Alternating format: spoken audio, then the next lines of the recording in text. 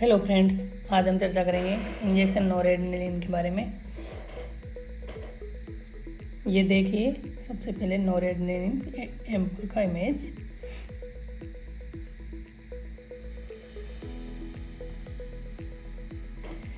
सबसे पहले अपन समझते हैं कि जो इंजेक्शन नोरेड्रेनालिन आता है उसमें मतलब क्या कंसंट्रेशन आती है। उसके ऊपर आपको मिलेगा 4 mg पर 2 ml। 2 ml का एक एम्पूल होगा, उस पर 4 mg पर 2 ml लिखा होगा। बट 1 ml में इस हिसाब से बनता है 2 mg, लेकिन यहाँ जो नोरेड्रेनालिन की नेट क्वांटिटी है वो 1 mg ही है, क्योंकि जो नोरेड्रेनालिन बाइटाइट्रेट होता है वो होता है 2 mg। तो इसको अपन 1 mg ही कंसिडर करेंगे। ठीक है, जो यहाँ लिखा हुआ है इक्विवेलेंट टू नोरेड्रेनालिन 1 mg, 1 mg के ही इक्विवेलेंट मानेंगे। अब नोरेड्रेनालिन क्या है उसके बारे में जानते हैं। इसी को नोरेपेनेफ्रिन भी बोलते हैं और ये एक इम्पोर्टेंट कैटेकोलामाइन है। ठीक है, जो सिंपैथेटिक रेस्पॉन्स के दौरान फाइट और फ्लाइट रेस्पॉन्स को जनरेट करता है। और ये क्या है, पेरिफेरल वैसोकॉन्स्ट्रिक्टर है जो अल्फा-1 रिसेप्टर पे काम करता है। अब अपन देख लेते हैं जो कैटेकोलामाइन होते हैं ये बनते कैसे हैं।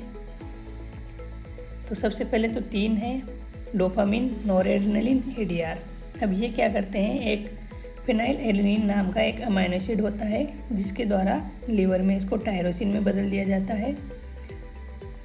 और यहाँ पर एक एंजाइम काम करता है हाइड्रोक्सिलेज, वो इसको फिनाइल एलेनिन को टायरोसिन में कन्वर्ट करता है। फिर उसके बाद हाइड्रोक्सिलेज इसको वापस से DOPA में कन्वर्ट कर देता है, जो आगे चलकर डोपामिन बनता है।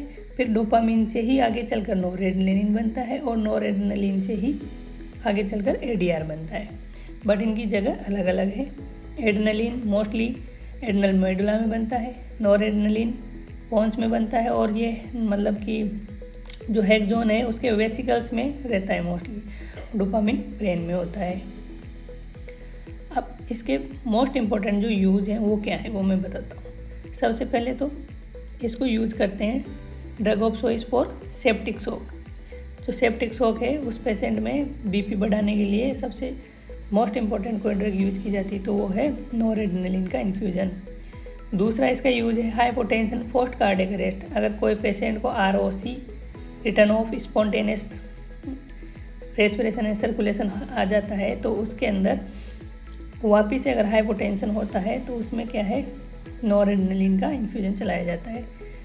तीसरा इंपॉर्टेंट रोल है कि गैस्ट्रिक ब्लीडिंग। अगर किसी पेशेंट के स्टमक में ब्लीडिंग है तो 8 mg नोरेड्रेनालिन 250 ml डेक्सट्रोज 5% में लेके उसको NG के थ्रू स्टमक में डाल दिया जाता है। उससे क्या है कि वहाँ की वैसोकॉन्स्ट्रिक्ट होगी और ब्लीडिंग रुक जाएगी।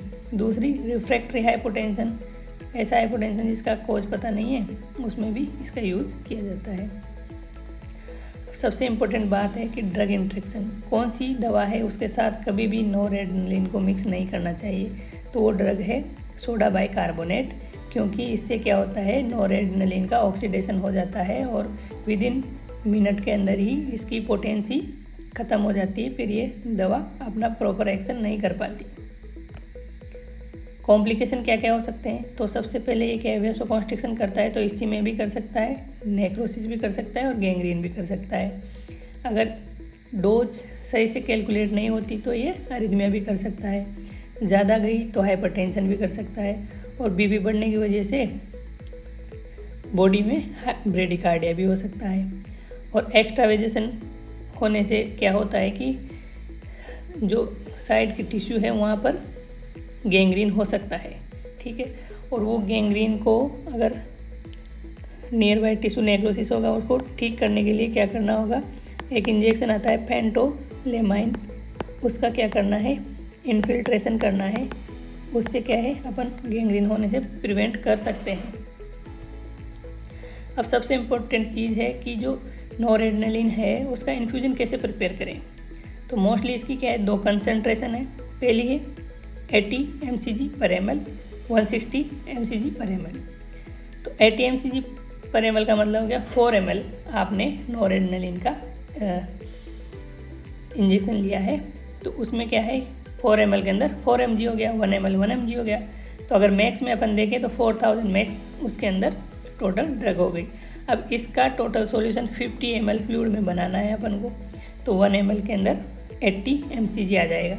वैसे ही अगर अपन 160 बनाना है, 8 ml नॉरेड्रेनालिन लिया जो कि इक्विलेंट है 8 mg, इक्विलेंट है 8000 mcg, ठीक है, माइक्रोग्राम। तो ये टोटल 8 ml फ्लूइड में 42 ml अपन डेक्सट्रोज 5% मिलाएंगे, टोटल सॉल्यूशन 50 ml का हो जाएगा। अब 50 ml में 8000 है, मतलब 50 ml के अंदर 8000 mcg है, तो 1 ml में 160 mcg हो जाएगा। आप देख सकते हो यहाँ पर ये एक 80 मैक्स पर ml का सॉल्यूशन बना हुआ है। इसे मोस्टली 4/50 भी बोला जाता है, 4/50, और जो 160 वाला होता है उसे 8/50 बोला जाता है। 2 ampoule equal to 4 ml equal to 4 mg equal to 4000 mcg। इसमें अपन ने ऐड किया 46 ml डेक्सट्रोज 5%, टोटल सॉल्यूशन बन गया 50 ml। और इस 50 ml के अंदर टोटल जो ड्रग है वो 4000 mcg है। अब 1 ml की अगर निकालेंगे तो ये आ जाएगी 1 ml इक्वल टू 80 मैक्स। और इम्पोर्टेंट चीज़ क्या याद रखनी है कि कभी भी नॉरेड्रेनालिन इंजेक्शन को NS में डिज़ोल्व नहीं करना है, उसके साथ मिक्स नहीं करना है।